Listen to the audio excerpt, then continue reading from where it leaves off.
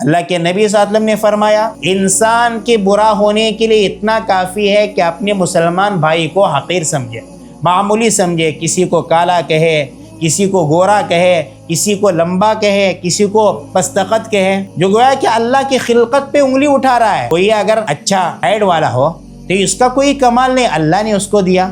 کسی کو اچھا جسم دیا، خوبصورتی دی، اس کا کوئی کمال نہیں۔ اس پر وعید آئی ہے جو کسی کا مذاق اڑاتا ہے۔ ایک حدیث ہے بیہقی کی روایت، اللہ کے نبی صلی اللہ علیہ وسلم نے فرمایا قیامت کے دن جنت کا دروازہ کھولا جائے گا اور اس آدمی کو آواز دی جائے گی جو دوسروں کا مذاق اڑاتا تھا، جیسے ہی اس دروازے کے قریب پہنچے گا وہ دروازہ بند ہوگا، پھر دوسرے دروازے سے بلایا جائے گا کہ آؤ یہاں سے، جیسے ہی وہ دروازے کے پاس جائے گا دروازہ بند کیا جائے گا، کیونکہ دنیا میں دوسروں سے مذاق کرتا تھا اور مذاق اڑاتا تھا۔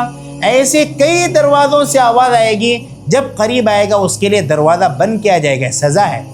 آخر میں اللہ کے نبی صلی اللہ علیہ وسلم نے فرمایا اس کے لیے دروازے سے آواز آئے گی آئیے یہاں سے آؤ، جنت میں داخل ہو جاؤ۔ وہ اتنا مایوس ہوگا، مایوسی کی وجہ سے جائے گا ہی نہیں، یہ اس کے لیے عذاب ہے اللہ کی طرف سے۔